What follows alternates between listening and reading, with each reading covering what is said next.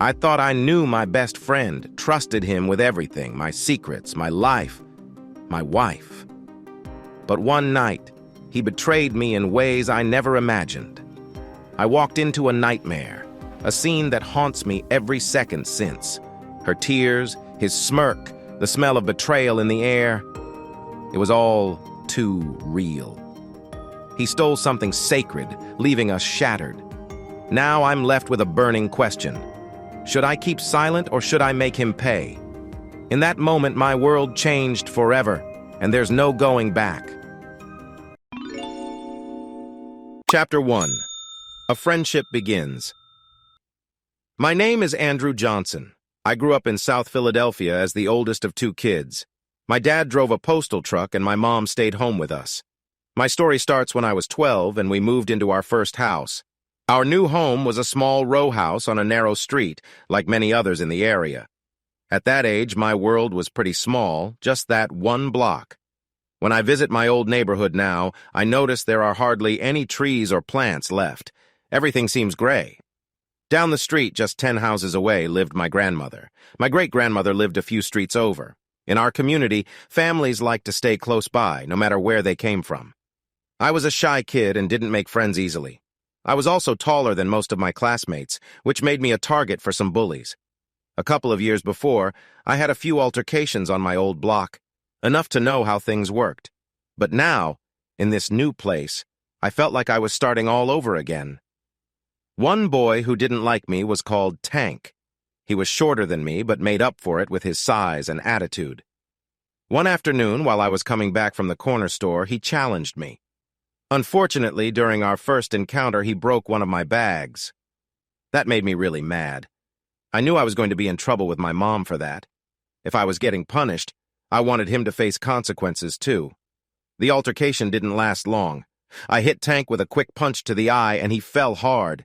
His friends had to carry him away. I knew he would want a rematch, but thought I could enjoy a few weeks of peace. I was wrong. Tank was busy rallying a group of boys to help him get back at me. A week later, his friends confronted me on my way home from school. I wasn't ready for it and could have gotten hurt badly if not for 2 other boys stepping in to help.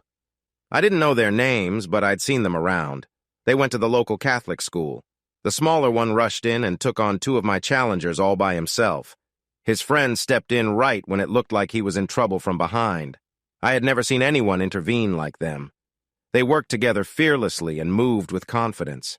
Soon, my attackers were pushed back, and it was clear I wouldn't be bothered again. Afterward, we introduced ourselves. I thought they were brothers, since they looked so much alike. The one who helped me first was Michael McCarthy, and his friend was Bradley Thomas. Both were my age, and we quickly became good friends. Michael was the most outgoing one in our group. He had a friendly way about him, loved to laugh, and always shared jokes or funny stories. He was also very athletic. Everyone in the neighborhood knew him, and most liked him. He was a natural leader. Brad, who preferred that name, was our deal-maker. While Michael loved meeting people, Brad enjoyed making connections. He was a great talker and could read situations quickly. If anything seemed risky, Brad would let us know. He had a special instinct for safety. Since Brad was an only child, we became like brothers to him. Neither Michael nor I had brothers, though we both had younger sisters.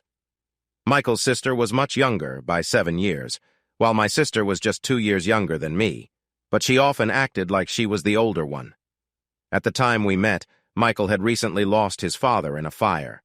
His father's absence during the school year limited some of our activities, so the 3 of us got used to hanging out at Michael's house while he looked after his sister or helped his mom with chores. We spent a lot of time reading and trading comic books and baseball cards. We all loved comics, which helped us grow into keen readers. With Michael's mom being an English teacher, we started to read short stories and adventure books. Reading kept us away from trouble that was common in our neighborhood at that time. When summer came and Michael's mom was home, our interests changed. We played baseball from morning until night. We often played in the empty lot behind our street. Brad got permission from the manager of the container company that owned the lot for our games, and Michael organized the teams. I wasn't the best player, but I was picked for all the teams where Michael was the captain, and he was always the captain. It was in this setting that Ruben Lopez joined us the following summer. Ruben's family was the only one from Puerto Rico in the neighborhood. I had heard whispers from adults when they arrived. Curious, we introduced ourselves to him. Ruben loved baseball, and that made us friends right away. He also liked my sister, so I was never sure if it was baseball or her that brought us together. Years later, when he married my sister Debbie, I thought I knew the answer. I found I couldn't be my usual quiet self around these boys. I was used to being alone, but their outgoing personalities lifted me up.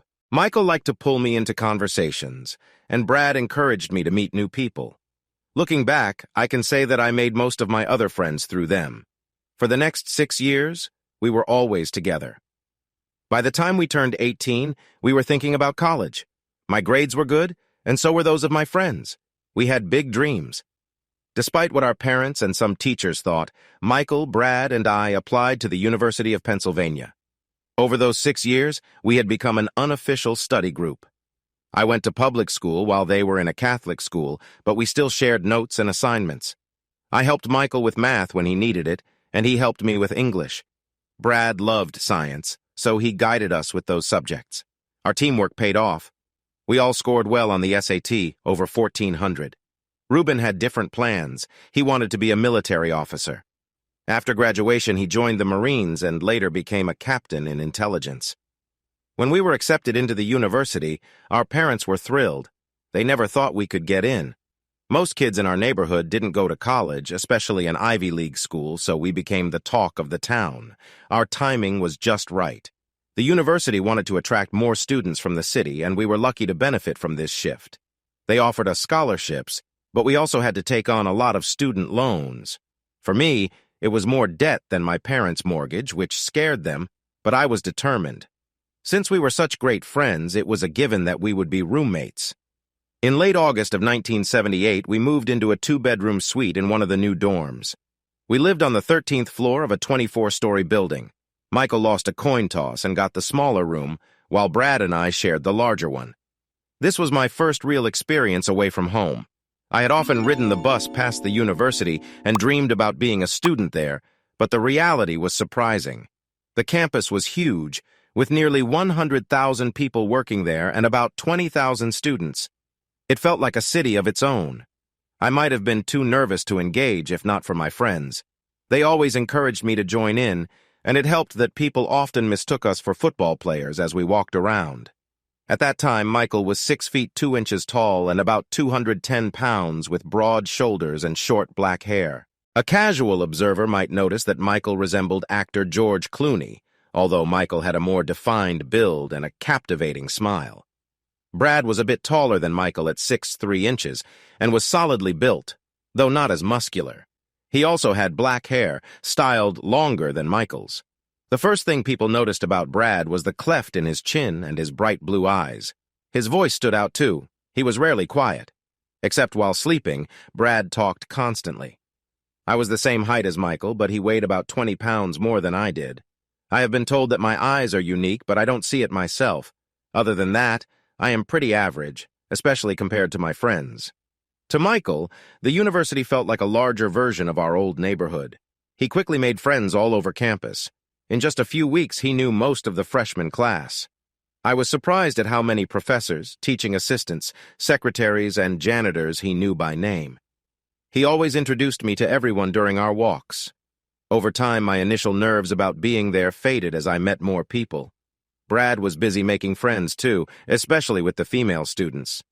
He had a routine where he introduced us to the girls he dated before going out. It wasn't bragging. It felt like he wanted us to approve of his choices, adding to the camaraderie we shared.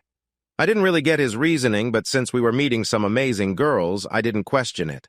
After a few weeks, I wondered how Brad could afford so many outings since he was out almost every evening.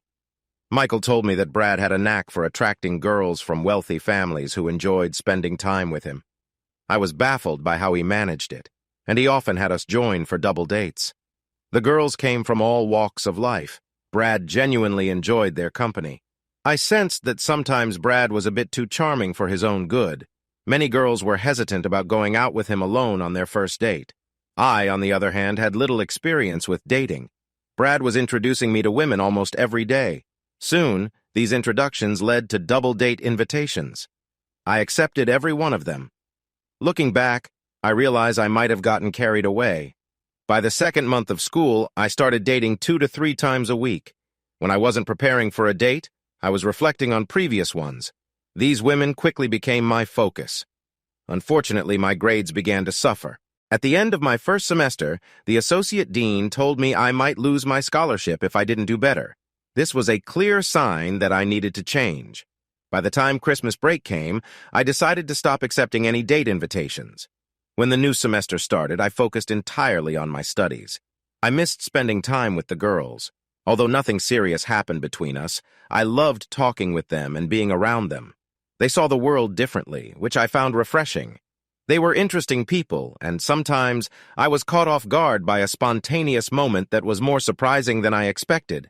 So I felt sad to leave that experience behind. After I moved on, my friend Brad turned to Michael when he needed someone else to join him. This was tough for 2 main reasons. First, Michael was really popular with the girls and didn't like to go on double dates. Second, he was better competition for Brad. Some of the girls didn't want to date Brad alone and needed someone else around. Michael fit that need perfectly. It was during one of these double dates in the spring of my freshman year that Michael met Glenda. By that time, Brad had been trying to get to know Glenda for weeks. Although she was very nice, he was struggling to spend time with her. He felt he couldn't connect with her without some more personal interactions. To help with this, he planned a double date. He asked Michael if he could join just one last time. Michael, being a good friend, agreed even though it was with some hesitation. Years later, Michael shared his take on what happened.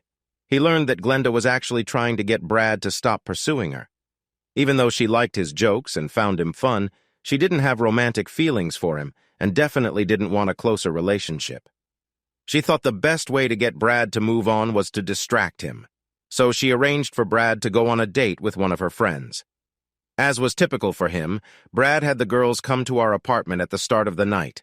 They knocked on our door around 6 p.m., and he was eager to greet them first. I was in the kitchen, working on a paper and trying to get it done. When the girls walked in, Brad was left speechless. Glenda had picked her friend carefully. Her name was Sonia. She was a part-time model and actress, and she was stunning. She was about 5'9", tall, with long blonde hair and a face that seemed right out of a magazine. When I saw her, I estimated her to weigh around 120 pounds. Brad had taught me how to guess measurements pretty well. While Sonia was tall, Glenda was likely just over 5 feet. She was also blonde, but had shorter hair shaped to fit her face. One look, and I understood why Brad was interested in her. Glenda was very pretty. If she were taller, she could have been a model like her friend. She had a strong figure. In my neighborhood, we'd call her someone impressive. But Brad didn't seem to notice. He was focused on Sonia. Glenda broke the silence with a deep voice, telling Brad to close the door and stop talking. She told her friend to sit down. Then she turned to me, said a quick hi, and asked Brad if I was her friend's date. If I was, I needed to change because they couldn't be seen with me looking like this. Her friend looked surprised when she realized I might join them. Just then, Michael came out of his room and introduced himself. He was going to be their 4th person. Glenda accepted this and made it clear that she wanted to be with Michael, not Brad. Brad seemed pleased to switch, and Sonia looked relieved I wasn't chosen. With that settled, they left. Glenda's plan worked, and Brad left her alone. However, she didn't expect to become close with his roommate. Over the next few weeks, Michael spent more time with her. She began visiting our apartment often. It might have caused some tension between Michael and Brad, but there was none. Brad had moved on, and he and Glenda had a playful friendship. From what I could see, Michael and Glenda's feelings were serious from the start. She had a special smile for him whenever he walked into the room. He looked at her the same way. They shared connected glances and engaged attentively in conversation. This was surprising since Glenda was usually the one to take charge. It was clear to everyone that they were quite fond of each other. Since she was Michael's girlfriend, I tried hard to be her friend. We were polite, but that was about it. I wondered if I had some bias against her that kept us from being closer. Glenda grew up in the suburbs near Philadelphia. She was raised in a Quaker community like her mother and had attended Quaker schools all her life. Her parents came from a wealthy background. As their only child, they spoiled her. I still don't understand why her parents allowed her to live in university housing. Even so, her apartment was decorated by a professional. She had a fashion consultant help her pick trendy and expensive clothes, and she had a new car parked on campus for convenience. Money was never an issue for Glenda. Growing up in a wealthy family, she had traveled extensively in Europe and South America since she was very young and could speak both French and Spanish fluently. Usually, I would have found her very interesting to talk to. However, despite her travels, I was frustrated that she seemed to overlook places closer to home. She didn't know much about the city. What she did know was filled with fear and misunderstanding. Glenda had never explored the nicer parts of the city or the cultural landmarks, nor had she seen the various neighborhoods that made Philadelphia special. I wondered how Michael would introduce her to his mother. Would he take her to where he grew up? Would she go with him, or would she prefer to meet somewhere else on campus? We came from different backgrounds. I had shared classes with girls like her who acted superior and only noticed me when they had to. She seemed to share that same attitude of privilege that I had come to dislike. I thought Glenda tolerated my presence because of Michael. He noticed the coldness between us and often mentioned her good qualities when we were alone. I figured he said nice things about me when he was with her too. I knew our tension bothered him, so I tried to keep my interactions with her short and avoided her as much as possible. Almost a year had passed since my academic warning. My grades were improving, but my love life was empty. My roommates couldn't help. They were focused on their own interests. I felt lonely and wanted someone special. Chapter 2. Mistakes and Misunderstandings. It was near the end of my second year when I met Denise. She was a cute 18-year-old and I was 20, about 5 inches tall with curly brown hair. She worked behind the counter of a deli a few blocks from where we lived. I first noticed her while she was working. We didn't really talk then. I think we were both trying to figure each other out. For the next 3 weeks, I tried to flirt with her. I lingered a bit longer at her cash register whenever I paid. She even started our conversations with small talk. One night, Brad came with me to the deli. I had told him about the girl, whose name I still didn't know. He saw her and asked why I hadn't made a move yet. He thought it was clear she liked me. I tried to act like I didn't care, but I was annoyed that he might be interested in her too. That made me ask for her name. When I did, she lit up with surprise. I guess she wasn't sure how I felt about her. The next week, the university hosted the Penn Relays, a big track and field event that drew visitors from all over the world. The relays kicked off a busy weekend of parties at the campus. On Friday afternoon, Brad jokingly said that if I wasn't interested in Denise, he would like to ask her out. I quickly reminded him that I was still trying to win her over.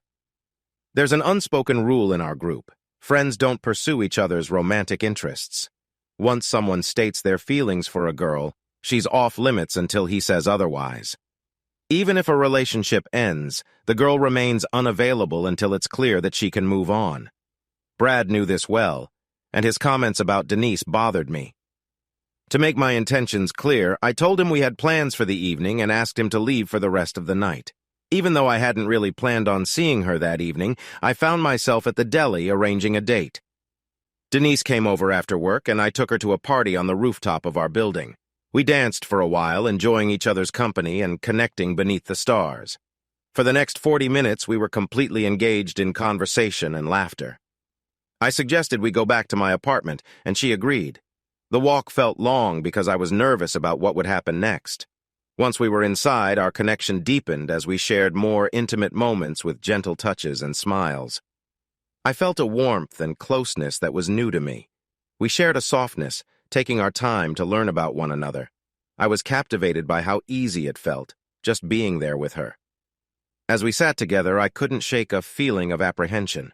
I barely registered her words that she wasn't new to this, having been with one other person before. My mind was focused on wanting to be close to her. In an instant, a thought struck me. She could be having a baby. What had I done? I didn't even know this girl well. Her name was Denise. I hadn't even asked for her last name. Where did she live? I had never been to her home. What had I been thinking? My mind started racing with different thoughts. What if she had a baby? We would have to raise it. I knew that ending the pregnancy was not an option. I would have to marry her. But how would we manage? Where would we live? What about my education? Denise seemed unaware of my worries. She fell asleep with her head on my chest. I struggled to sleep and couldn't bring myself to look at her. I stayed awake all night. In the morning, she got up and took a shower while I lay still, pretending to be asleep. She mentioned needing to go home, saying her mom thought she was with friends and that she would see me later. By then, I opened my eyes and nodded as if I was still tired. She got dressed and left.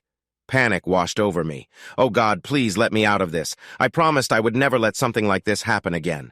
What was I thinking? I didn't love her. I didn't even know her. And she seemed to want something serious. This was a huge mistake. I felt terrible and unwell. That day, I sank into a deep sadness. I stayed at home. When Denise came back in the late afternoon, I pretended not to be there. I watched her through the peephole in the door. She was wearing a school uniform, which only made me feel worse. I let her leave after a few minutes without saying anything. When my friends returned, I told them I wanted to avoid Denise. I asked them to help me stay away from her. She didn't have my phone number, so I only worried about her showing up unexpectedly. Brad found it all funny. He even joked about wanting to spend time with her himself. Michael, on the other hand, didn't like this idea. He thought she was a nice girl and didn't understand why I wanted to avoid her. In the end, he agreed to help, but he wasn't thrilled about it. I felt terrible for treating Denise this way, but I was too scared to face her. How could I explain that I got carried away? I enjoyed our time together, but I didn't want anything too serious. Well, I did want a relationship, but not in the way it seemed to be heading. I never saw Denise again, and my avoidance left me feeling ashamed. Weeks later, I wrote her a letter to explain myself and ask for her understanding. It wasn't my best moment. I needed time to reflect on my actions. The thought of a relationship had led me to hurt someone. I couldn't believe I could be so unkind. I promised myself it wouldn't happen again. I focused on my studies and ended my sophomore year with a 3.4 GPA. The next year, I was determined to earn a perfect 4.0. Without distractions, I knew I could reach that goal. We had been living in the same apartment for 2 years now. At the end of my second year, Brad arranged for us to move to a different apartment in the building. This was surprising because usually older students didn't get to choose housing. The new place had 2 bedrooms, but they were much bigger. In the coin toss, I ended up sharing a room with him again. It was fine, though, because I spent most of my time studying. I finally came up for air in March 1981. One morning near dawn, I got out of bed because I needed to use the bathroom. As I walked down the hall, I spotted a woman in a robe going into our bathroom. I wondered who she was. She didn't look like Glenda. She was taller and bigger. Plus, I noticed she was coming from Michael's room. Confused, I slipped back into my own room. Brad was asleep, but I needed to know what was happening, so I gently shook him. "Hey, Brad." "Brad," I whispered. "Did Michael break up with Glenda?" At first, he didn't move, but then he rolled over, frowning before a smile appeared. I continued, "I just saw a girl leaving Michael's room, and she was in a robe. It seemed like she spent the night." "Oh," Brad replied, slowly waking up. "That's Gail. She's one of Glenda's roommates and her best friend. She's staying with us for a while." "What?" "Yeah, there's a problem with their other roommate, so Michael offered his room. He doesn't sleep here much anyway. He's usually with Glenda, and now he'll have a reason to stay there." "Did he talk to you about this?" "Yeah, a little. Sorry, I should have told you sooner." I crawled back into bed, feeling frustrated. Now I had to share my space with someone I didn't know, and no one asked for my opinion. It was a strange situation. Lying there, I decided to wait until I heard the toilet flush before getting up again. I was pretty annoyed. Sharing my apartment with Michael and Brad was one thing, but now there was a girl I didn't know. I wasn't sure how this would work out. Could I ask her to leave? It seemed like both Michael and Brad were fine with this. No point in making a fuss, I thought. I decided to meet her and be friendly since she would only be here for a little while. I woke up again at 10 a.m. It was Saturday laundry day. I took a shower, got dressed, and gathered my dirty clothes. When I got back to the apartment, I found Brad and the girl talking in the living room. "That's Andrew," Brad said, pointing at me. "Andrew, come meet Gail." I walked over to the sofa, putting on a friendly smile, hoping it looked genuine. I quickly glanced at Gail. Even though she was sitting, I could tell she was tall with long legs. She had light brown skin, which made me think she might have Latin or Southern European roots. Her hair was long and very curly, gracefully draping over her shoulders. Even while sitting, I noticed she was a bit larger than average, but not overweight. The best word to describe her shape was full, similar to the classic figure of a famous movie star. When I looked at her face, her eyes caught my attention. They were big and bright, framed by dark eyebrows.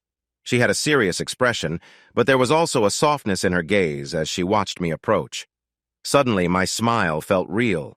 I reached out my hand to greet her, and she shook it quickly. As I looked into her hazel eyes and saw her smile, I sensed some hesitation about my presence. I wondered if I had stared too long at her or looked too closely as I came closer. After my experience with Denise, I knew I wasn't great at being subtle around women. I started the conversation.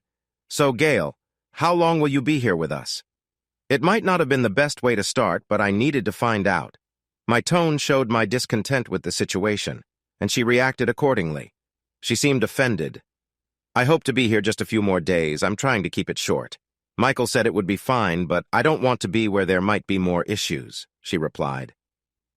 Fortunately, Brad jumped in and changed the subject. I don't remember what he said, but I clearly saw Gail's expression. She looked like she didn't like me much, and even worse, she turned away to focus on him. After a few minutes of being left out of the conversation, I decided to step away. Despite her good looks, my only thought was that I didn't want to deal with her anymore. Once back in my room, I opened my textbook without really focusing. I kept replaying our brief conversation in my head. I had started things off on the wrong foot by skipping the usual greetings and instead asked her how long she would stay, doing it in a way that made it clear I wanted her to leave. She wasn't the issue. I was the one being rude. Gail wasn't the problem. The problem was me and how I perceived women. After my experience with Denise, I had built up a wall around myself. I didn't trust myself with women anymore. I thought it was best to keep things casual or professional, offering kindness without any real feelings involved. I didn't realize at the time that this was my way of punishing myself for what happened with Denise. That night, I decided to treat Gail as nicely as I could. My first impression had been poor, and I didn't want her to leave with a bad opinion of me.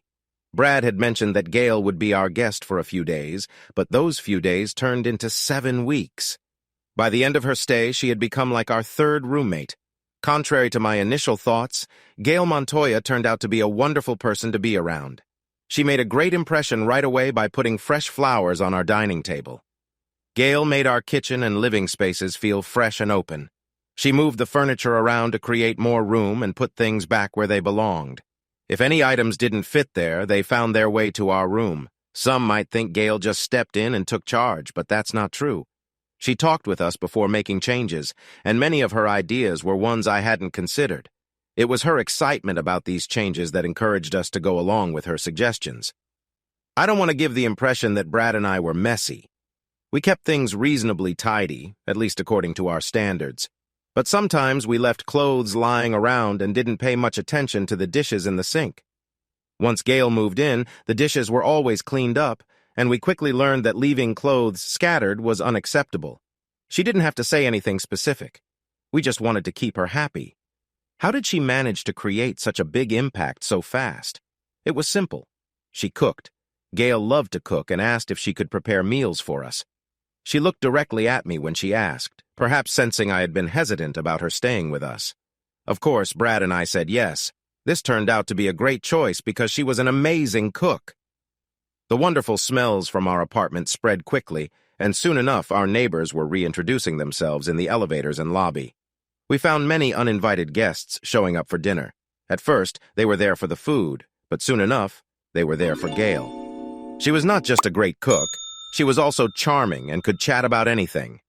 One night, the topic could be about anthropology, and the next it might be about horror movies, local politics, or food marketing. She was comfortable in these conversations.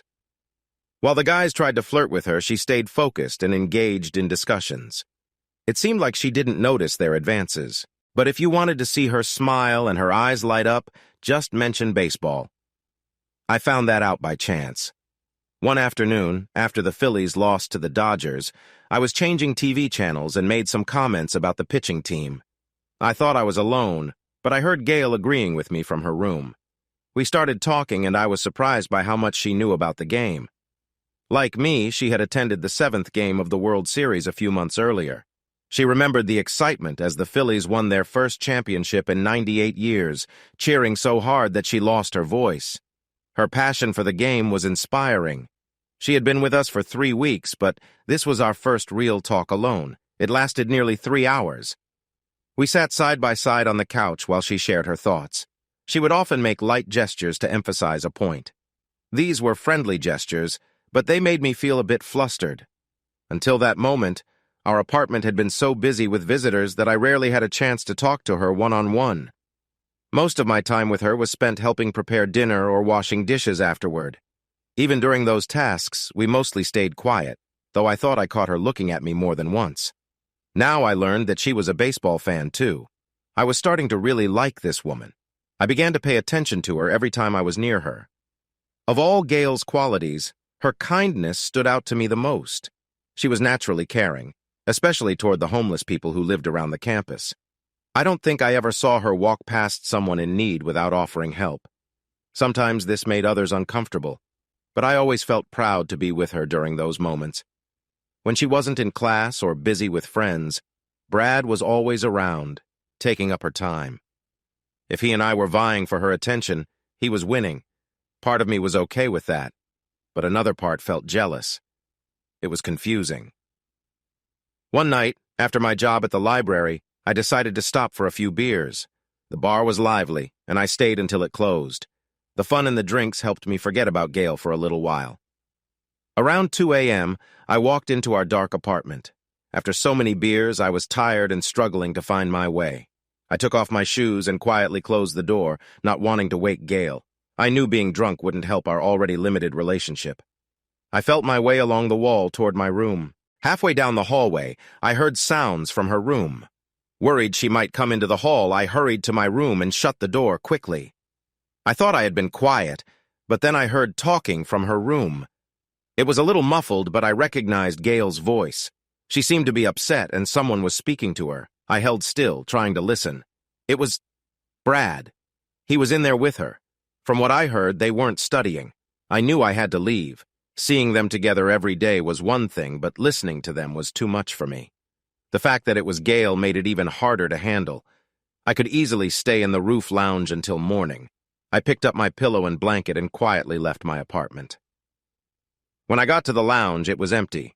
I dropped my pillow and settled onto the nearest couch. I fell asleep almost instantly. I woke up around 7 a.m. The lounge had large windows that reached from the floor to the ceiling on 3 sides.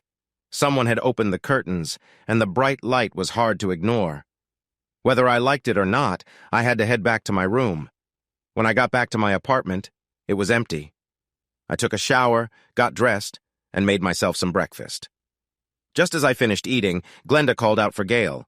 I told her I hadn't seen Gail all morning, but I guessed she was probably out with Brad. Glenda seemed short with me and asked me to have Gail call when she returned. Because of an upcoming exam, I went back to the library and stayed there until dinner. Brad was around, but there was no sign of Gail. I did not mention anything about her being with Brad. Instead, I asked if Gail was cooking that night.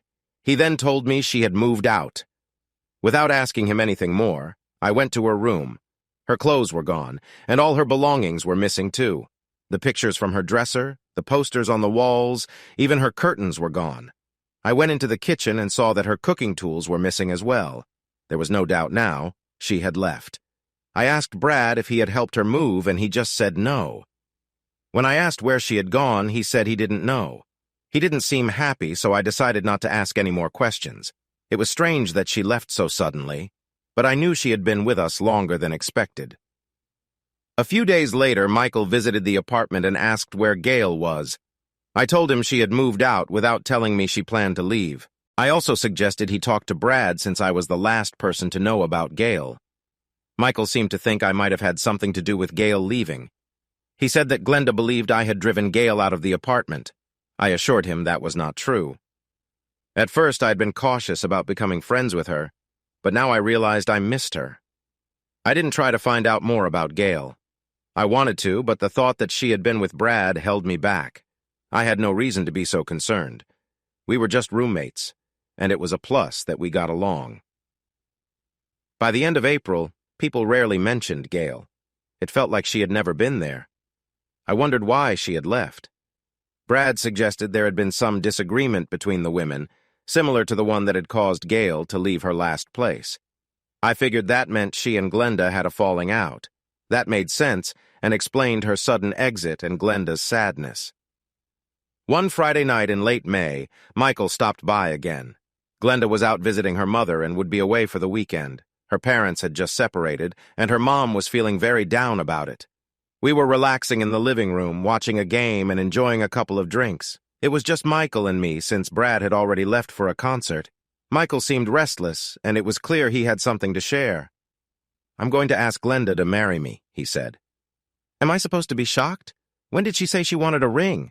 I replied, taking another sip of my drink. Michael pretended to be annoyed, but soon laughed.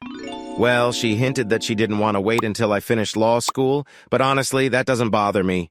If it makes her happy—" "You sound very committed," I said, smiling, "but really, congratulations. You're lucky. Glenda is just right for you. No one will be surprised when you two take this step." "Yeah, I guess you're right. I need a best man." "Me? I'm honored. But what about Brad? He's been your friend longer and knows Glenda better too." "Glenda thinks the same, but this is my choice. Michael, I really don't want to be the reason you and your future wife argue. I don't mind not being the best man, but I want you to be. You know Brad, he's a great guy, but he might not even show up on time. Plus, he doesn't know Glenda as long as you do. Reliability matters." "Brad would make it on time. He'd just be at the wrong place." I laughed, relieved that Michael was planning to tell him instead of me. I wasn't sure when Michael and Brad talked about the wedding, but it turned out that Brad was fine with me as best man, even though Glenda wasn't entirely on board. The wedding was set for June of the next year, just a couple of weeks after graduation, so there was still time for her to change her mind. Unlike many of my classmates, I focused on my studies in my final year. Senior year passed quickly. By June 1982, we were graduating. Michael had been accepted into the law school at the university. I had a job at a local computer consulting firm, and Brad was starting a role in pharmaceutical sales at a nearby company. We all planned to stay in the area. However, planning the wedding turned out to be more complicated than I thought. Since Glenda's parents were divorced, she didn't want her father invited. After many discussions, Glenda finally agreed. Michael managed to convince her to allow her father to give her away at the wedding. I was responsible for speaking to her father. I briefly thought about bringing Brad for support, but decided to face him alone. I set up a meeting at his office. When I walked in, I could tell I wasn't exactly his type. Still, I spoke firmly on behalf of his daughter, and after some negotiation, I succeeded in getting him to give Glenda and Michael a house in Swarthmore as a wedding gift. I left feeling good about everything. Even with this agreement, there was a certain tension during the wedding day. The reception felt awkward as Michael's friends tried to avoid his father's family. Many of them supported her father and wanted to discuss their differences with other guests. A couple of upset relatives cornered me, and I had never seen such chaos. I was relieved when the evening ended, and Michael and Glenda left for their honeymoon. If I ever got married, I hoped it would be much different. Once the wedding was over, I focused on my career and starting my life as an adult. For the first time, I was living entirely on my own. I had found an apartment in University City and was busy picking out furniture. One late fall evening, I got an unexpected call from Glenda. "Hello? Andrew?" "Yes, is this Glenda?" I replied, surprised that she was calling. "Yes, it's me. Are you busy?" "No, I was just watching a game from yesterday. Nothing important." "Good. I wanted to thank you for your help with the wedding and to—" "Yes? Andrew, will you please forgive me?" "Forgive you? For what? You haven't done anything to me that I'm aware of."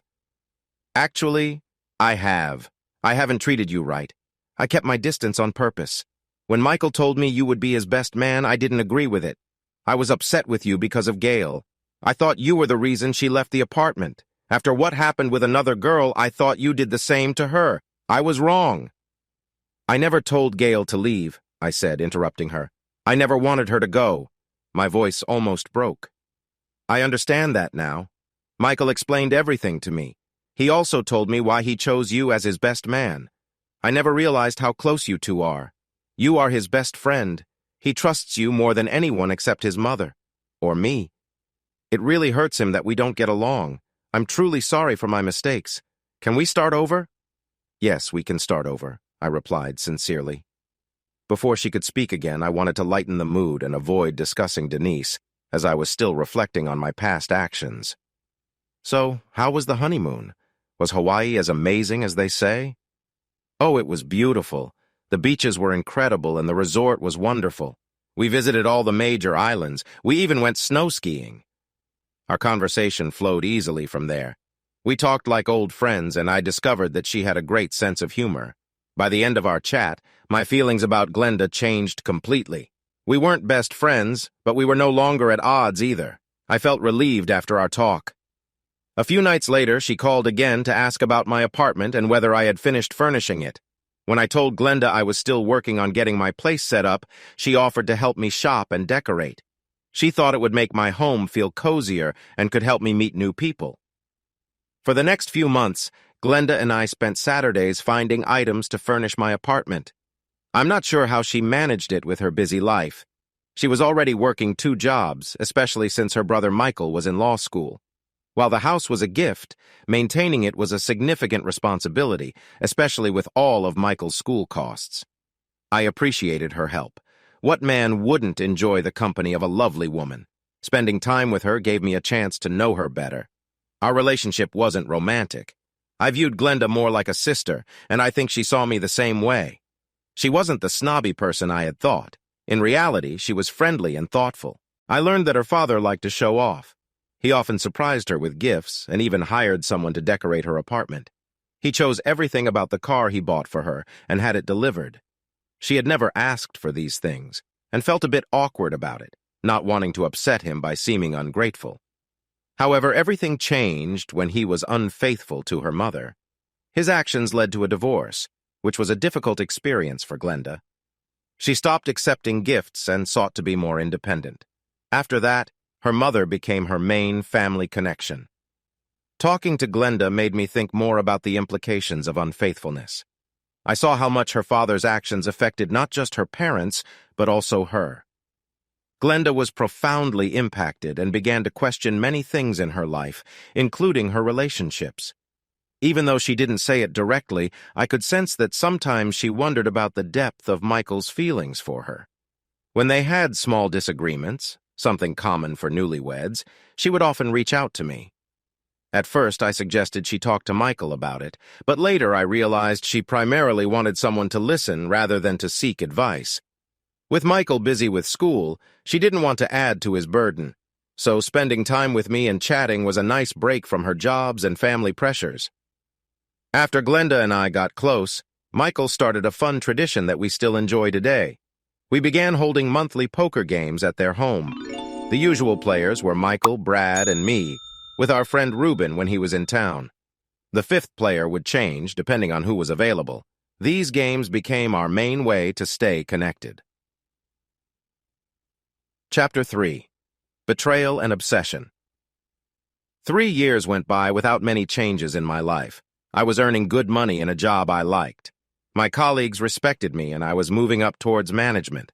I was quite happy, but I wished I had a steady girlfriend. It was May of 1985 when things started to turn.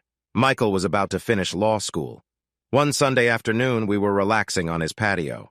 The spring weather was unusually warm, and we were thinking about having a barbecue. Michael seemed a bit distracted. I asked, "Where's Glenda? I thought she would be outside enjoying the nice weather to start planting." "Oh, she's at her mom's today. I'm in trouble with her. This is her way of showing she's still upset." Now I was curious. "Upset about what?" Michael sighed and began to explain. "I got a job offer from a firm in Chicago. They are flying me out next week for an interview and to see some neighborhoods where we could live. I'm not sure if I will accept it, but I want to consider it. The problem is, I agreed to the interview without talking to her first." Glenda has always felt worried about our relationship. No matter what I do to reassure her, She still thinks I might leave. This interview has made those worries even stronger. Hearing this made me uneasy. I had noticed Glenda's doubts during past talks. Although she never said much, I understood where Michael was coming from. When I got into law school, they held an orientation for everyone. One speaker told us to look around and said, 3 out of every 4 of you will not be there for your partner's graduation. They will be under a lot of stress, and that can affect their relationships. I didn't realize it then, but this really alarmed her. I'm not like that, Andrew. We're committed for life, through good and bad. She's not just my partner for convenience, she's my teammate. Michael paused for a moment. I could see the tension in his jaw. It was clear this situation with Glenda was very delicate. As his friend, I knew he needed to talk, and I was here to listen, so I stayed quiet and let him gather his thoughts. She worked hard for us. For the first couple of years, she held 2 jobs. She never complained. She handled all our finances, made every important decision. She bought my books, my clothes, everything. She still keeps up that pace, and I've tried to get her to take it easy, but she won't listen. Then this job opportunity in Chicago came up. It would pay a lot, and I would have big responsibilities. I could become an associate in just 2 years. Glenda could choose to stay home or go back to school. We could start our family, and I could take care of her for a change. It's just an interview, I said. I thought she would be excited. We could talk about any offer they made. She would help make the final choice. You know, I added, you need to work on this. I remember that Bill Cosby said a husband needs to remember 3 little words to have a happy marriage. That caught Michael's attention. Just 3 little words. I was wrong. Michael smiled with the punchline. Our talk quickly turned to dinner plans and the Phillies season. A barbecue sounded like a great idea the more we talked. The next day, I was still at the office late. It was 9:30 p.m. before I remembered I needed to be somewhere. One of my coworkers was having a party downtown. I really didn't want to go, but I had known Ted since I started working here. We were friends, so I felt obligated to be there. The party was at a new club near the pier. I had never been there before, and the directions were not very clear. Because of that, I arrived much later than everyone else and parked in a side lot. The club had 2 floors. The first level was a bar and restaurant open to everyone, while the second level was for private gatherings. As I walked to the stairs, I passed the entrance to the restaurant. The style was very modern, similar to my apartment, but the lighting could have been better. Maybe that was why the place was not busy. As I looked around, I spotted a man and a woman at a booth on the far side. They were sitting sideways, and it looked like they were having a deep conversation. The woman seemed a bit worn out and looked like she might lean over at any moment. I slowed my pace and focused on them. I recognized them. It was Brad and Glenda. I should have stopped to say hello, but I was late and figured I could catch them later. The bachelor party was in full swing. Ted was getting a playful dance from one of the performers, and the crowd cheered as they joked with him. The look on his face was amusing. After a few hours filled with laughter and some networking, I felt the need to find a bathroom. I got up from my seat and decided to look for the restroom. Remembering Glenda and Brad, I went to the first floor. As I entered the restaurant, I saw the restroom sign and walked over. The place was still pretty empty, and I noticed that Glenda and Brad's booth was now vacant. I now wished I had spoken to them earlier. After finishing my task, I went to the sink and heard a strange noise. The room had seemed empty when I walked in. There it was again. It sounded like someone was in distress. I moved towards the bathroom stalls and heard the noise once more. I noticed one door was slightly ajar. Crouching down, I caught sight of a pair of legs. Female legs. I wanted to leave right then. To turn around and run away. Whatever was happening there, it wasn't my problem. She could be someone in a tough spot. But as I stood there, I felt compelled to push the door open. What I saw shocked me. Glenda was sitting just a couple of feet away. Her dress was pushed up around her waist and her pantyhose were torn. She was having trouble getting up and was blinking slowly, as if trying to focus. The stall smelled terrible. I noticed some bruises on her shoulder and her chest. She looked hurt. Had she been in a distressing situation? Where was Brad? Had he left her behind?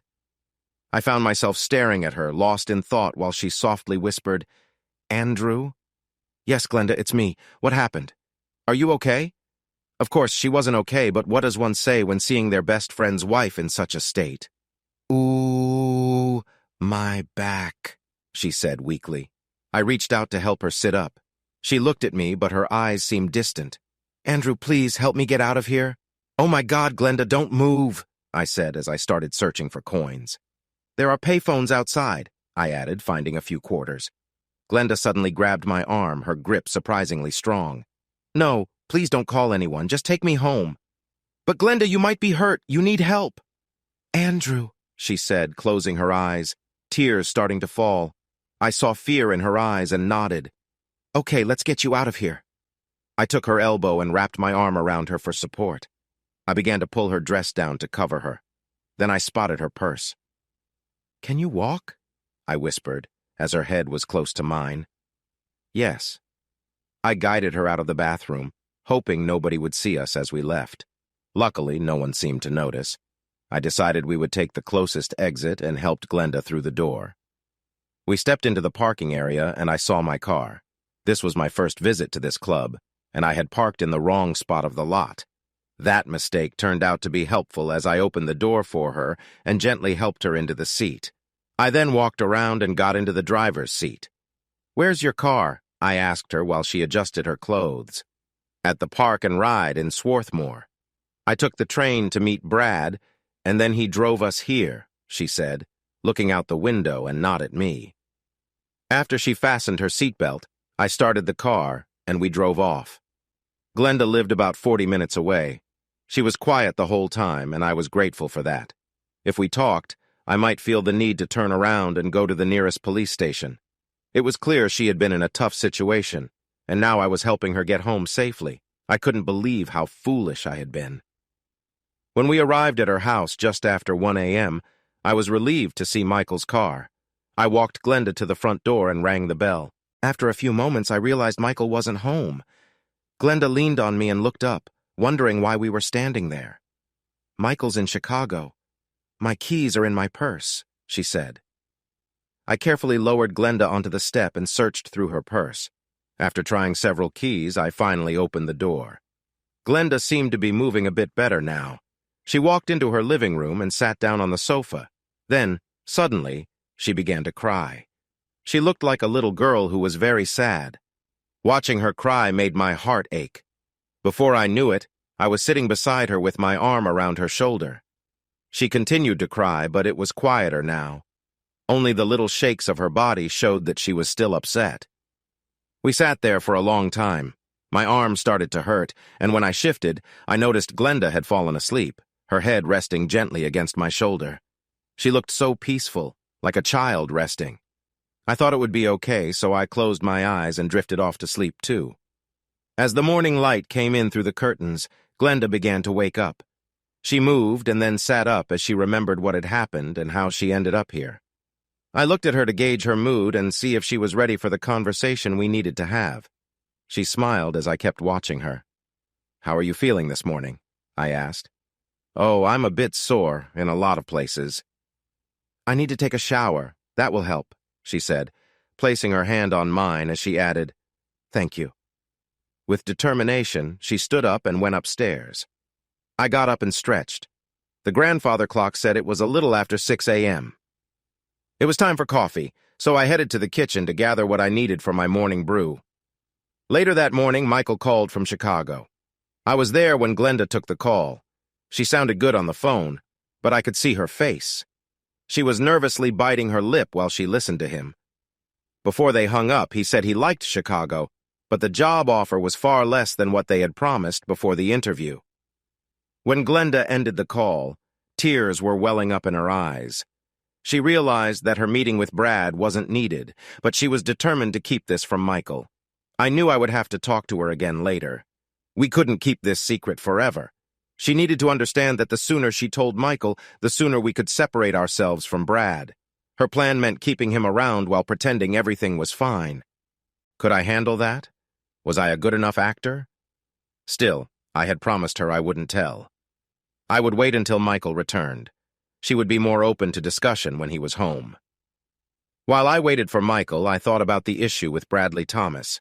I had covered up a serious incident. If we took this to the police, my actions could ruin any chance of justice. There were no witnesses, so we couldn't verify anything. And we had not kept any physical evidence like blood or hair. Without a confession, it seemed Bradley would avoid facing consequences for his actions. I also worried that trying to make a case could lead to a lawsuit that might hurt all of us financially. The law could protect him from any claims against his reputation. If we told Michael about the incident, we could push Bradley out of our lives and protect our other friends too. But I wasn't sure Michael would handle it calmly. I didn't think he would react peacefully if he found out what had happened to his wife, despite Glenda's wishes. I understood Glenda's concern. It was too early to share this with Michael. We needed to find a way to avoid conflict. Unfortunately, we had no plan for that yet. If we kept an eye on Bradley, would we discover something we could use discreetly against him? I doubted it. I had known Bradley since I was 12, and I never thought he could do something like this. I would need to dig deeply into his life to find any solid proof. Should I break into his place to look for evidence? But what evidence would I find? Who said he took things? This wasn't a TV show. In real life, you can't just break into someone's home for no reason. Besides, watching him closely didn't seem practical either. I didn't have what I needed for that. We simply didn't have the means. What could I do? I felt anxious, but maybe being anxious was good. I had to care for the people I loved and do my best to keep them safe. Bradley had challenged Glenda to speak up. If we were lucky and Bradley showed us proof, we could help shield her from harm. Bradley could go for Glenda again, or he might choose another woman connected to our group.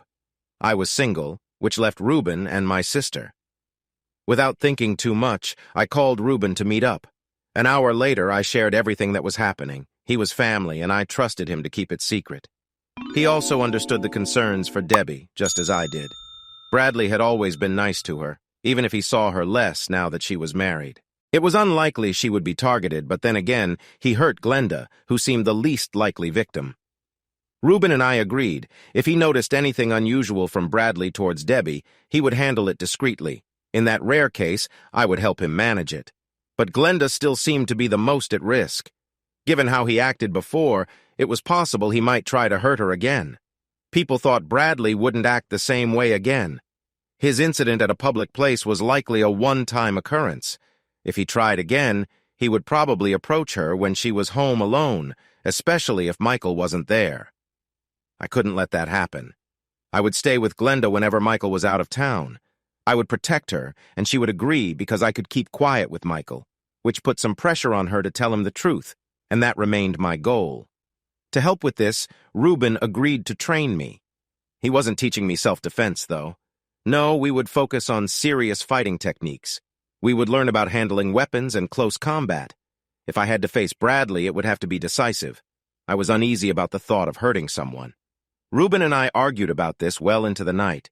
If Bradley tried to hurt Glenda again, he would have to face serious consequences. Anything less would put others in danger. I gradually began to understand that point.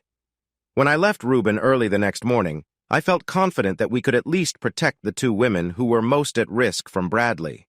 That plan felt important, yet achievable. Still, I wished Glenda would talk to her husband to relieve me from this heavy promise.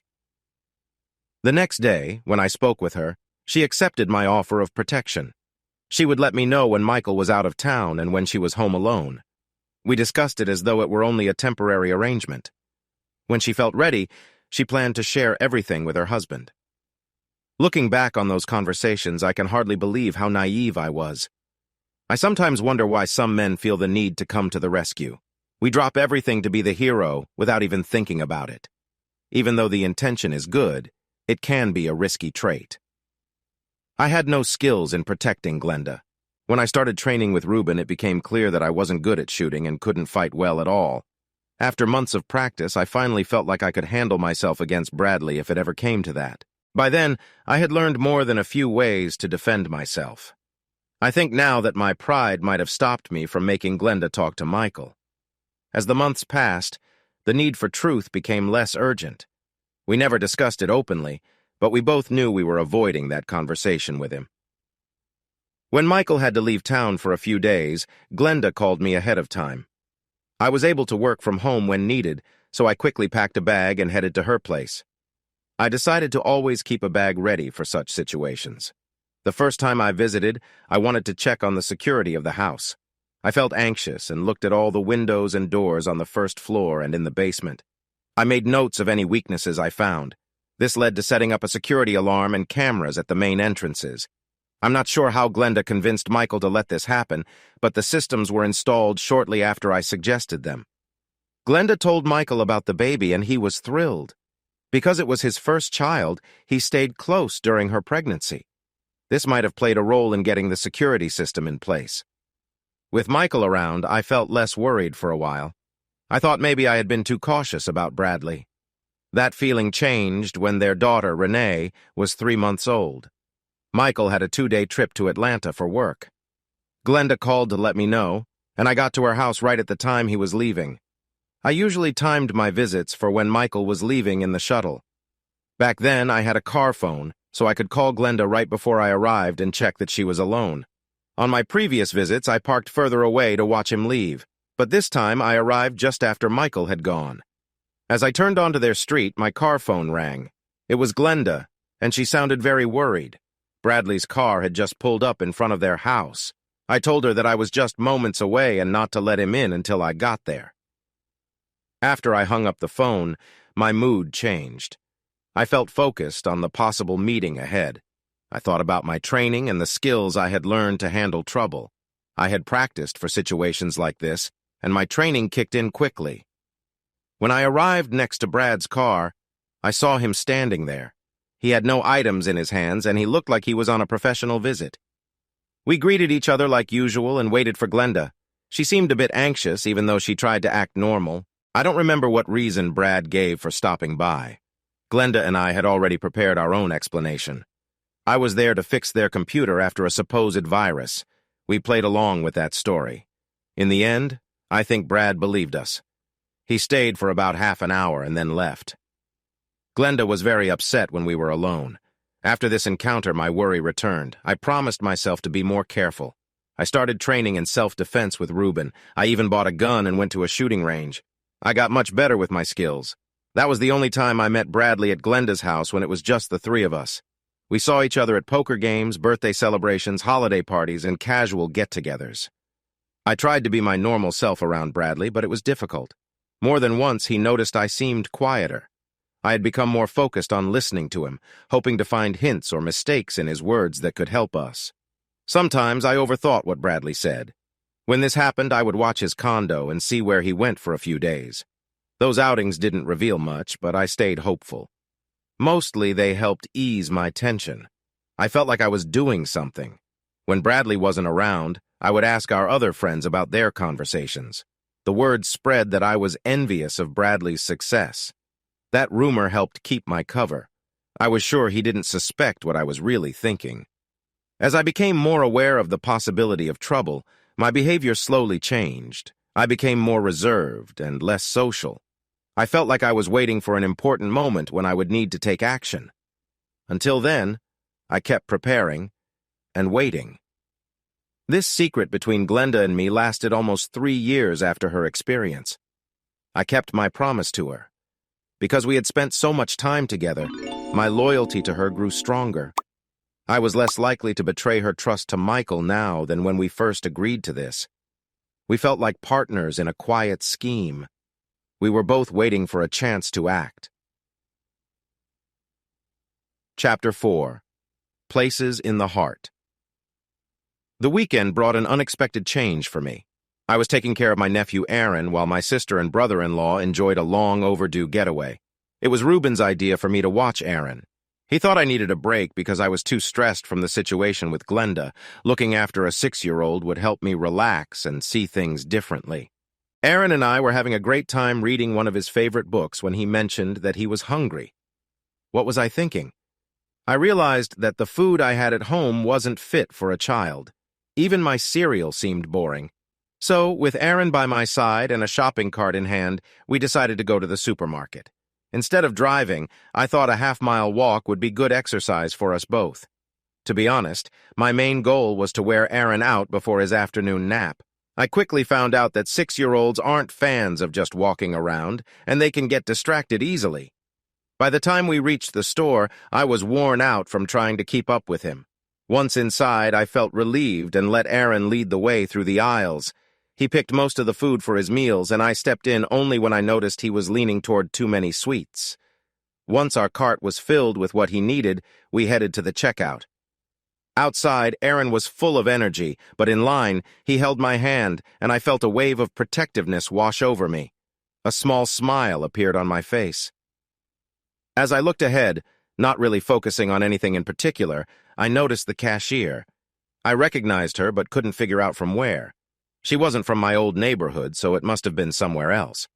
Trying not to feel embarrassed, I thought hard about her name as the line moved slowly. Then it hit me. It was Gail. Her hair was tied back tightly, and her face seemed fuller than I remembered. She had some worry lines on her forehead, and her expression was serious. Despite that, she was still very pretty. Gail wore a store uniform, but I could still see her presence. She was not a tall woman, but her shape was noticeable, and I found myself observing her as I waited. Just as I started to imagine things, another voice in my head said, "She doesn't feel the same way." We hadn't been close before, just polite. 7 years apart had dimmed some memories, and I often remembered the tough times instead of the good ones. With that thought, I just wanted to finish this shopping trip. Now it was too late to leave the line without drawing attention to myself. There were several people behind me in line. Why did I care what this woman thought of me? I hadn't seen her in years. We were hardly friends. She probably wouldn't even recognize me. I would just pretend we were strangers. When it was our turn, Gail scanned each item without much thought. Her eyes moved from the scanner to the register with careful speed. Aaron interrupted her routine by reaching for some cookies placed near the bags. Gail looked at him and smiled warmly. "Aaron," I said, trying to sound serious. She looked at me. For a moment I was worried she wouldn't be friendly, but then she offered a welcoming smile. "Andrew, how are you? It's been a long time." "Yes, it has," I replied, surprising myself. My voice was calm. There was no point in acting like I didn't know her. "How old is he?" she asked, raising her eyebrows at Aaron. "6, I answered. "Yours?" "No, he's my nephew." "Aaron, say hello to Miss Montoya." "Hello, Miss Montoya," Aaron said, shaking her hand. "It's nice to meet you, Aaron," she replied. "I have a little girl your age. She likes Oreos, too." Gail quickly went back to packing our groceries. "Are you still in touch with Glenda? Are she and Michael still together?" "Yes, to both. I saw them last week. They live in Swarthmore now." "Oh, tell them I said hi. It was good to see you again." "It was good to see you too," I said as she handed me my change. I collected our bags and we left. I wanted to turn around and look at her again, but I didn't. Instead, I caught her reflection in the front window. She was smiling at us as we walked away. What a nice surprise. The brief meeting had been pleasant. I felt hopeful about seeing her again. Later that evening, after my nephew was asleep, I called Glenda. She picked up on the first ring. "Hello?" she said, sounding a bit out of breath. "Hi, Glenda, it's Andrew. Are you okay? You sound tired." I just finished giving Renee her bath, and she didn't want to get out. Michael is with her now. "Andrew, how are you? Do you want to talk to Michael? He's supposed to be putting her to bed, but I can get him." "No, that's okay. I wanted to talk with you." "Oh? Do you remember Gail Montoya?" "Gail? Of course. I haven't heard that name in years. It's been 7 years since we last spoke. What about her?" "Well, I ran into her today. She's a cashier at a store near me," I said. "Really? How was she? Did she recognize you?" I could hear the excitement in her voice. She looked pretty much the same as I remembered. Her voice was familiar, too. I was surprised she remembered me, but she did. I was with Aaron and it was crowded, so we couldn't talk for long. Still, she seemed happy to see me. "By the way, what happened to her? Why did she leave?" "I don't know," Glenda said. "She was my best friend, but near the end of junior year she just left school. No goodbyes, no calls, nothing. I tried to talk to her parents to find out where she went, but they didn't know either. She told them she was moving and would keep in touch later. They seemed to think I knew something about it. It was so strange, like she wanted to disappear and cut off all connections. I hadn't thought about her in years. The last time was when Renee was born. I really missed her then. I thought we were close, like sisters." Her voice faded a bit. Andrew, did you get a number or an address from her? No, I didn't ask for one. You know, we weren't that close back then. She was much closer to Brad. Brad? Glenda exclaimed. No way! She didn't like him. She thought he was always trying to get too familiar. They talked a lot, but she definitely wasn't interested. Glenda seemed to pause for a moment, and I was about to say something when she spoke up again. Andrew, what's the name of that market and where is it? It's the Thriftway on 43rd and Walnut Streets. Why? I want to reach out to her, so I'll call the store. I wonder if she's married. I don't think so. She's using her maiden name. That doesn't mean anything, though. I do know she has a daughter. Okay, I'll ask for her under her maiden name then. How old is her daughter? 6. Wow, I need to call her now. I heard some noise in the background. It sounded like Michael was calling for Glenda, and I could hear Renee, too. Poor Michael, he was in a tough spot. Both women in his life knew they had the upper hand. Andrew, I have to go. Thanks for telling me about Gail. Don't forget dinner this Sunday. I'll tell Michael you called. Bye. That Sunday, having dinner with Michael and Glenda was just like any other. The food was good, and the conversation was light. His mother and stepfather joined us, along with Glenda's mom. The grandparents enjoyed watching Renee entertain everyone while Michael and I slipped away to catch the football game. By halftime, the Eagles were winning easily against the Cowboys. Everything felt just right, and that's when Michael decided to ask about Gail. So, are you going to see Gail again? Again? I just saw her last week. We're not dating or anything. In fact, I don't even know if she's with someone. I'd be surprised if she's not. She isn't, he replied casually, clearly enjoying the moment. Glenda? Who else? So I guess I'll see her again? Yep. I don't know what happened between you two, but Glenda has really taken to you.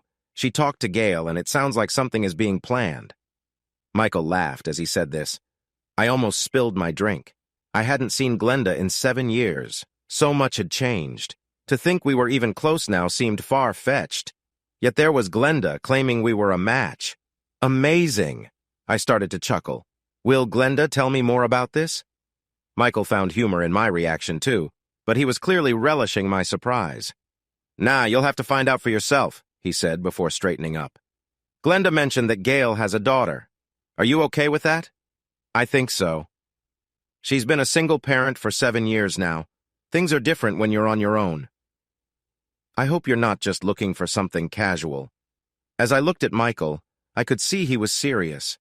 His mom had raised him alone after his father passed away, and he understood the challenges. He had been protective of her, making sure only the right people were around. No, I'm not. I just met her. She might not even want to date me. Trust me, that won't be a problem, he said confidently, leaning back comfortably. We shifted our conversation to the game, but I couldn't shake the thoughts about Gail. I needed to be sure how I felt before I reached out to her. About a month after I ran into Gail at the supermarket, I decided to visit her store again. I bought a few things and stood in line. A woman in front of me kindly pointed out the express line was open, but I chose to stay where I was. The line moved fast, and soon I was at Gail's register. When she saw me, her face brightened into a big smile. It felt like a clear sign for me to move forward. You know, you could have gone to the express line, she teased with a playful look. I heard that, but I enjoy talking to you more. This is the only line I plan to use here. Andrew, why are you back? She asked, suddenly serious. To see you again and to get your phone number? Glenda said you'd come back, she replied softly. Oh, really? What else did she say? That I should get to know you better? So what about your number? She quickly grabbed a pen and wrote her number on my receipt, handing it to me with a smile. I'm home every night after 7, she said, leaving her hand on mine for a moment longer than usual. Later that night, I called Gail. We had a nice chat, just getting to know each other. We talked about her job, her favorite foods, her favorite movies, and of course the upcoming baseball season and the Phillies. She shared that she didn't go out much. Her main focus was her daughter, and when she could, she worked and managed school. There wasn't a man in her life, and there hadn't been for a while. I wondered why she was sharing this with me since I hadn't asked. I was curious about her, and our conversation felt warm and inviting. After our third call, I couldn't help but wonder why she seemed to want to spend time with me. I thought any moment she might tell me to stop calling. But that didn't happen. When I took a few days to call her, she reached out to me instead. By the end of 2 weeks, we had spoken at least a dozen times. I had visited her store a few times, but I hadn't been to her home or met her daughter. Still, we discovered we had a lot in common. We liked the same foods, enjoyed similar movies, and shared tastes in music. More importantly, our values about home and family were almost the same. We were passionate about the same topics. Talking with Gail brought back memories and old feelings. I felt sad that we hadn't grown closer when we lived together. I also worried about how to approach her daughter. I wondered if my feelings for Gail were serious or just a fleeting interest. In the end, I realized that I cared deeply for her and had for some time. Yet our time together was still limited. Was it love? Could I truly feel that way so soon after reconnecting? I wasn't sure yet, and I needed more time with her to find out. Until then, it felt wise to keep my expectations in check. While I was thinking about Gail, I received a message from Glenda about Michael. I grabbed my bag, preparing for a sleepover at their place. He would be away for the next few days. Gail would have to wait a little longer. I drove over to Glenda's at 7 in the evening. Sticking to our usual plan, I parked down the road a bit. The shuttle arrived right on time. As the car pulled away, I called Glenda. She was likely home with Renee, but I wanted to be sure. In the past, when Michael had left, her mother or some friends had dropped by, leading to some awkward moments. It was better to check first. We were keeping a secret from her husband, which made me uncomfortable. I hoped Glenda felt the same way. Things had become difficult between Glenda and me. We had kept a secret for so long that it felt heavy and hard to maintain. As Renee grew older, it would be even tougher to keep things hidden. I knew I had to tell Michael the truth. I called Glenda on my phone. "Hello? I'm about half a minute away. See you soon." She replied and quickly hung up. In a minute, I parked in their driveway and took my overnight bag. Moments later, I was settling into the guest room on the first floor. Glenda was upstairs with Renee because it was bath time and I had my own tasks to do. I started my usual routine of checking all the doors and windows downstairs, ensuring everything was secure. Next, I checked the outside cameras and lights. Once I finished my check, I called the airport to look over Michael's flight schedule. Glenda would be calling him in about an hour, and I wanted to make sure his flight was still on time. Once I confirmed that all was good, I got comfortable in the den. Around 9 p.m., Glenda came downstairs with a portable phone. I couldn't tell who she was talking to, but she unexpectedly handed me the phone. I tried to read her expression, unsure of who was calling. I thought we were keeping our plans private, but it seemed I was mistaken. "Hello," I said, trying to keep my voice steady. "Andrew?" It was Gail. Glenda had told her I was there, but why? I hadn't mentioned my plans to her, so I chose to listen. "Yes, Gail, it's me. Is everything all right?" "Yes, I'm fine. I just wanted to let you know that Lindsay and I are on our way. Glenda filled me in on everything. We need to talk." "Can it wait? It's late. Lindsay should be asleep by now. You don't need to bring her out this time of night. We can chat tomorrow." "What's so urgent?" "I'll explain when I get there." Then she hung up. I felt quite confused and glanced at Glenda for answers. She was just sitting there, tears in her eyes. I hadn't seen her cry in many years due to her past experiences. Feeling a wave of concern, I reached for my overnight bag. I took out the item I kept hidden for safety and placed it above the fireplace. I turned back to Glenda. "Why are you upset? What does Gail have to do with all this?" Glenda stood up and began to leave the room. As she walked out, she said, "Gail will explain. I'm going to check on Renee. When Gail arrives, please have her put Lindsay in the guest room next to Renee's. I'll see you tomorrow. Good night." This was turning into a surprising evening. What were these two planning? I didn't need any extra trouble in my life. I was already struggling with my own issues. If Gail was in trouble, and it seemed like she was, I was ready to help her. I wasn't just ready. I was eager to take on this challenge. I wanted to have an important part in her life. This felt like my chance. About 40 minutes later, the doorbell rang. I looked out from the den to see who it was. I could see Gail and a little girl named Lindsay. Lindsay was asleep in Gail's arms. I showed them to the den. Gail gently laid Lindsay on the couch. The child looked so peaceful. You could see her mother's features on her face. The only thing that made them different was Lindsay's cleft chin. I glanced up at Gail. Glenda has prepared the second guest room next to Renee's. Lindsay will be fine in there. Follow me." With that, Gail picked up the child and walked with me. I left them in the room and returned to the den. 20 minutes later, Gail joined me on the couch. I wanted to know something. "Does Brad know?" I asked, curious about her feelings. She seemed tense for a moment before answering. "No, and I don't plan to tell him. Not anytime soon." Why the rush to talk then? "I spoke with Glenda earlier. She asked me if Brad had hurt me in a serious way, which is why I moved. I was shocked. I hadn't told her anything about it. I was scared. I asked her how she knew. She shared her own story and mentioned you. When she said you were staying with her, I felt I had to come over. I really needed to." Now, we were both aware of each other's struggles. I felt numb, not just because Gail knew about my situation, but because she had been through something similar. It clicked for me now. I had misunderstood Bradley's actions. If there were two victims, there might be more. I hadn't wanted to face that reality. I could see Gail had more to say. It was as if she understood my thoughts. "Andrew, I wanted to share something about Lindsay. I had planned to do it soon. But when Glenda told me what you two had been discussing, I knew I needed to tell you in person tonight. You deserve the truth." "Why? We're friends. That doesn't mean I need to know everything about you." "Are we just friends?" she asked with a slight smile, hinting at something deeper. "Gail, we've only recently reconnected. I struggled to find the right words. How could I express my feelings without coming on too strong? Finally, I took a deep breath. "No, we're not just friends, at least not from my side. I care about you a lot. I am in love with you. Now Before I could finish, I found myself in a warm embrace. It was a little hard to breathe. Her face was turned away, and I noticed a few tears on my neck. I instinctively wrapped my arms around her. She leaned back a little, put her hands on my face, and gave me a gentle kiss. She tilted her head, looked into my eyes, and shared another soft kiss. In that moment, I knew she cared for me too. The moment lingered for several minutes. Eventually, we both needed to breathe. With her face close to mine, she whispered, "Finally."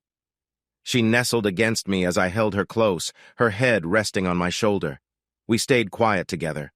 My thoughts were racing. How can I keep her safe? If I couldn't break my promise, how would we manage the risks ahead? A little while later, I heard Gail's soft breathing. She had fallen asleep. I decided to wait on those thoughts and closed my eyes too. That's how Glenda and the girls found us in the morning. I felt a bit anxious about meeting Lindsay, but I didn't need to worry. She had the same sweet nature as her mother. We connected right away. I was curious about everything she did, and she liked keeping my attention. We played games most of the morning.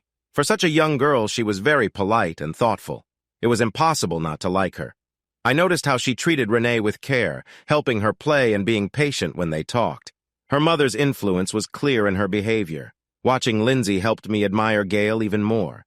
There was a natural kindness in her daughter, which helped shape the decisions I made that morning about our future. We had a great time together. For Glenda, it seemed like she found a sisterhood with Gail, bonding over their shared experiences. For Gail, it felt good to be out of hiding. She could start healing. We stayed at Glenda's place until Michael came back several days later. He was surprised but happy to see us, greeting Gail as if she had never left. We spent the day with him before we headed out that evening. Gail invited me to dinner at her house, and her cooking was even better than I remembered. For the next 2 weeks, I visited Gail's every evening after work. I enjoyed dinner with her and Lindsay, then we'd watch TV or listen to music once Lindsay went to bed. Each evening ended with us sharing sweet moments together in the living room, careful to keep it gentle since the little one was just nearby. On Wednesday night of the second week, our connection deepened. Once we composed ourselves, Gail asked if I wanted to take a day off with her the following Thursday. She would drop Lindsay at school, and then we could enjoy the day together at her apartment. I could feel her heart racing in my hand. Our connection was strong, so I lifted her up gently, surprising her. She relaxed, wrapping her arms around me and resting her face against my neck. I carefully set her down and moved closer to her.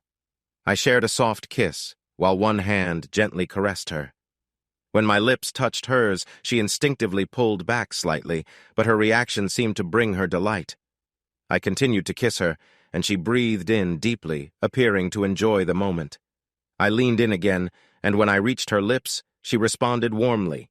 It was evident that she was open to more. As she leaned closer, I joined her in the embrace.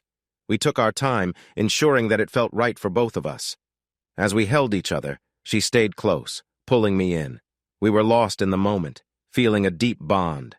After a while, we rested, holding each other tightly. I rolled onto my back, still keeping her close. She shifted, resting on top of me and stretching out, then leaning down for a gentle kiss. I whispered how much I loved her, and she answered with another kiss. When she pulled back, I noticed her eyes were shining with happiness, reflecting my own feelings. "I love you so much," she said, snuggling up to me like I was a comfortable pillow. "I always have," she whispered. "I won't go into detail about the rest of our day together. Let's just say that Gail and I connected deeply, and I will always remember that special time." That day off had done wonders for my mood. The next day, I got to work bright and early at 7 a.m. I tackled my tasks with renewed energy. By the time I looked up, it was already after 4:30 p.m. I turned off my computer, collected my things, and left for my last meeting of the day. Chapter 5. The details matter. I leaned against the mailbox to steady myself. As the clock hit 5 p.m., people began coming out of the building. Some were waiting for friends or family, while others sat in cars ready to drive them home. I glanced around, feeling nervous about striking up a conversation with anyone.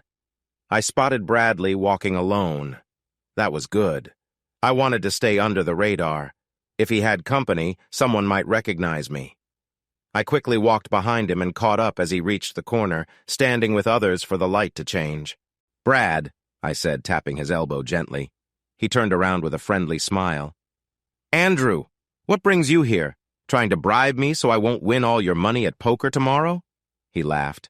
Tomorrow was our poker night, and I smiled back, then leaned in closer to speak softly. "No, I need to talk to you about Glenda, and Gail, and your daughter."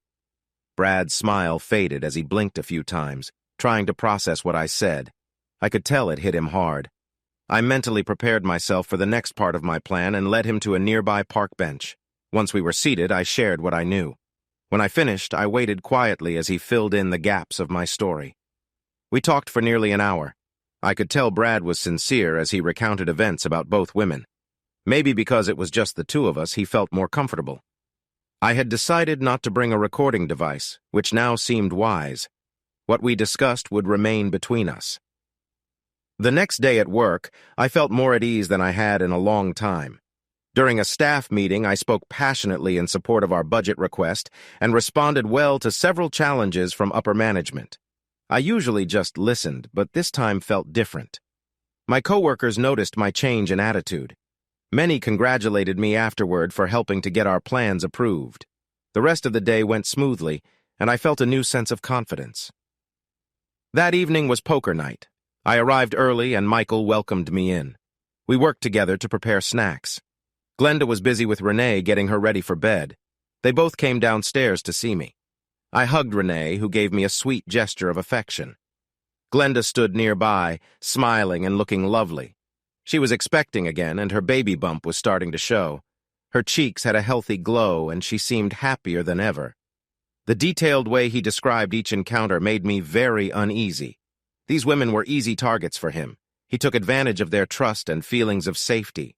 He believed that this trust kept him safe from being found out. None of his victims could show their vulnerability. Towards the end of his writing, Bradley shared a story from his early childhood that might have started it all. Strangely, he didn't go into much detail about it. His reasons seemed simple to me. I was hoping to find some deeper meaning in his words, but it wasn't there. He mentioned that Gail had become pregnant. If he felt any regret, it was because he had a child as a result of that act. The letter stretched on for nearly 10 pages. By the end, a deep sadness filled me. I thought about the saying that starts with, "the wrongs that people do." If we had contacted the authorities after Glenda's situation, we might have stopped what happened to the last victim. I thought I had let go of my burden with Bradley's passing, but I now realized I never truly would. I called Glenda later that afternoon and asked if I could visit that evening. I had a letter from Bradley, and it was time for everyone to know what it said and how we were connected to him. I didn't give her a chance to say no. Glenda agreed. She was ready to tell Michael everything. She didn't like keeping this secret from him. It was time he knew, and it would be better if we were all together. On the way to their house, I didn't feel any relief. After 3 years of this situation, I had gotten used to it. Waiting for Michael's reaction couldn't be more unsettling than waiting for Bradley's. I had been prepared to go to great lengths if necessary. I arrived at their house a little after 9 p.m. Glenda opened the door and led me into the living room. I took a seat nearby. She said she would go get Michael and left. A few minutes later, I heard them coming. I heard Michael's annoyed voice first. "Babe, what's going on? Can it wait? I'm in the middle of something important." "No, sweetheart, it can't wait." When he walked in, he seemed surprised to see me there. "Andrew, what's going on? Is this why Glenda brought me in here? It better be good. I have a lot on my plate." Glenda sat down on the couch and motioned for him to join her. There was a moment of silence until he was seated. "Darling, I have something important to share. It's something I should have told you long ago." I could see the confusion on Michael's face as she focused on him. Still, he remained quiet. "I was attacked," Glenda said, letting the weight of her words sit in the air. From where I was sitting, I could see that her eyes were filled with tears. "What?" Michael said loudly, turning to face his wife and pulling her close. "This happened to you? Are you okay? What about the baby?" "Michael, this happened over 3 years ago. I was hurt by Bradley," she said, and then she started to cry. He quickly wrapped his arms around her, resting his chin on her head as she tried to calm down. After a moment, he looked at me. The look he gave made me feel uneasy. Michael was staring at me. "You knew?" he asked. "Yes," I replied. "Andrew found me after—" "I promised him not to tell you," she said quickly. Michael was holding himself together well. If someone had been watching, they might think he was just a little unhappy. I could see the tension in his jaw. Since it wasn't my story to share, I waited for Glenda to say more, but Michael wanted clear answers. 3 years? Renee was— "She's our daughter, my love. I was pregnant before." This didn't seem to calm him down. He looked more upset, concerned about his daughter's parentage, but he still held her close. Why? That was the one question I couldn't answer. I wanted to know too. I had my thoughts about it, but I didn't understand why Glenda chose this path. I thought she might struggle to explain her reasons. "Why?" he asked again as Glenda took a moment to gather her thoughts. She seemed hesitant, but then let out a sigh and continued. "Think back. You had just graduated with excellent marks. The job offers showed how hard we both worked. You had a bright future ahead. We were excited about starting our family. Everything was going well, and we were so hopeful. Then it all changed." I was in shock. I couldn't believe he did that. I thought we were friends. I wondered if I did something wrong. But no matter the reason, you didn't need this trouble in your life. I would find a way to get through it. If I told you, you would want to confront Bradley. You would get hurt, or he would cause complications. It would jeopardize your career before it even started. I didn't want to lose everything we had worked for. I could handle it. I made Andrew promise to keep it a secret. To thank him for his discretion, I let him look out for me. He even stayed at our house while you were away. Michael's face showed deep shock. I don't think he realized how much Glenda cared for him. Had she really moved past this? When had she gotten the chance to heal? He was studying her face closely. "You were never going to tell me, were you?" he said softly. She couldn't meet his gaze after that question. He was right. The secret was not meant to be shared. "At least now I understand why Andrew was here while I was away," Michael said. "You knew about that?" Glenda asked, her surprise matching mine. "How?" "Bill Ravden told me," Michael replied, glancing at me. I was confused. "Bill Ravden is our neighbor across the street. He's a friendly old man, but he likes to know everyone's business. About a year ago, he came to me while I was outside and said he didn't want to tell me this, but he thought Glenda was seeing someone else. He mentioned that someone was coming over when I was away, and that person always had an overnight bag." I felt the need to speak up. "Michael, I would never." He interrupted me. "Andrew, I know you. Your strong sense of honor is impressive. You wouldn't do that to me or Glenda. More importantly, I know my wife." He pulled her closer. "I told Ravdeen that I was aware of your visits, and that I asked you to keep an eye on my wife while I was gone. I wasn't worried about whether he believed me. I knew you would tell me eventually. You see, he continued, I've trusted both of you more than you've trusted me. I know you both acted with good intentions, but keeping this from me for 3 years, I have a lot to think about regarding how you ended up in this situation. I can understand your viewpoint, Andrew, but my wife and I need to sort this out in private. I glanced at Glenda when he said this. There was sadness in her eyes as she looked at her husband. She would never doubt his loyalty or love for her again. Still, she had hurt him by being overly focused on protecting him. By the way, he added, what changed? Brad is gone. Why am I learning about this now? Glenda struggled to continue the conversation. Some things were simply too much for her. One of those was Michael. I would have to explain the rest. The risk was too great, I said. Bradley had 5 victims and was planning for a 6th. I paused, allowing Glenda to take in this information. She didn't know about the letter. I could see her mind racing, wondering if there had been others before her. Who were they? 5? Her voice trembled. Yes. The others started while we were in school back in freshman year. I've thought about it too. What if there was another person affected after you and we could have stopped it? Don't dwell on that. I then took out the letter Bradley had sent me. This is the letter I got from Bradley. I've had it for about a week, but just read it today. You both need to see it. I handed it to Michael. He and Glenda read it together. Glenda pointed to parts of the letter, and Michael nodded in response. About 30 minutes later, they both looked up at me. Michael spoke first. When did you last talk to him? A week ago Wednesday. What did you talk about? Glenda asked as she handed me the letter. We just had a conversation about his life. A conversation about his life? He was gone later that night, and that's all you talked about? Michael replied, looking skeptical. That's all you need to know. If you want to know if he mentioned anything important not in this letter, the answer is no. Our discussion was private. I tried to make it clear that I wouldn't be discussing it any further. Their questions were not about finding peace or understanding the letter's contents.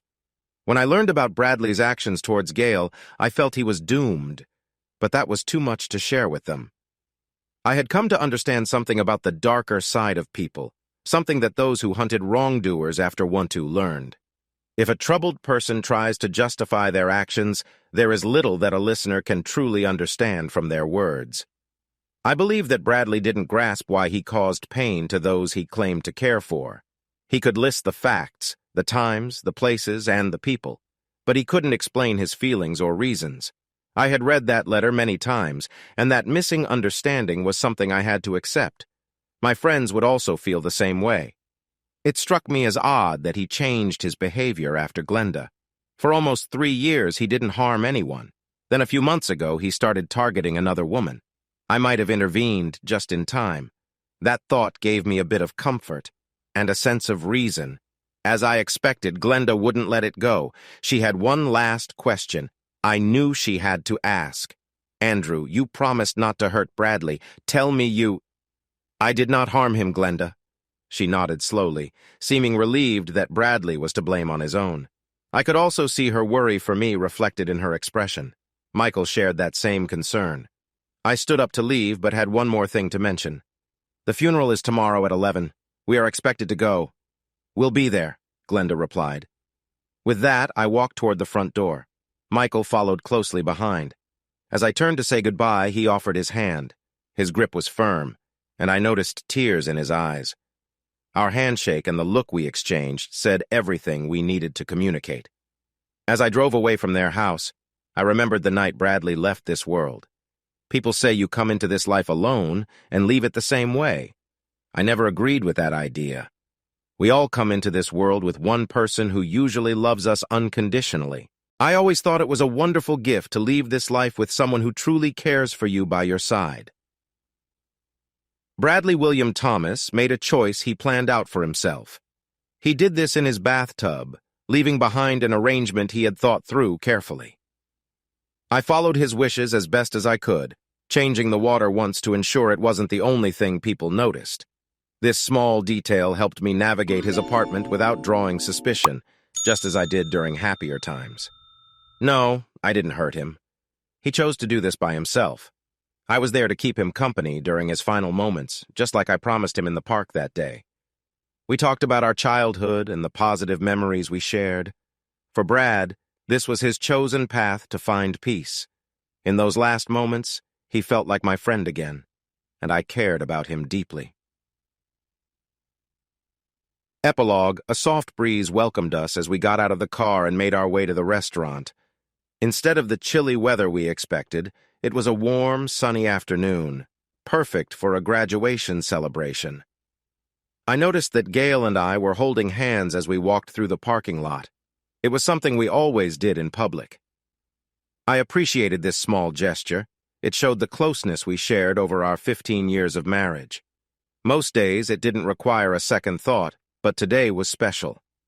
My daughter, Lindsay Elizabeth Johnson, graduated summa cum laude from the University of Pennsylvania. Also graduating was her cousin Aaron Lopez, who was the captain of the baseball team. My feelings were stronger today than usual, making even the little moments feel important. We were taken to a private dining room in the back where families gathered and chatted away. Some grandparents had already arrived. I spotted Michael and Glenda talking to Reuben and Debbie, so we headed over to them. I hugged Debbie and then Reuben while Gail greeted Glenda.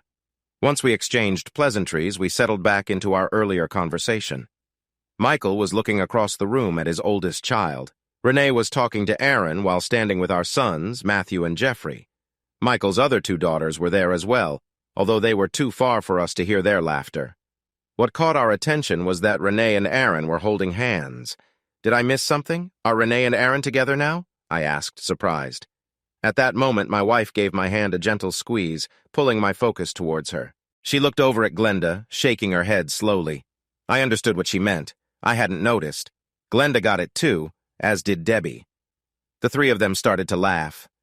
Michael looked at me and said, "They've been together for almost a year, right after Renee turned 18, but they promised they wouldn't marry until she finishes school.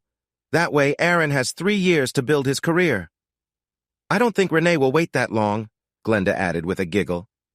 "Are they really that serious?" I asked, trying to understand the situation. "My dear husband, I'll explain everything later," Gail said, changing the topic.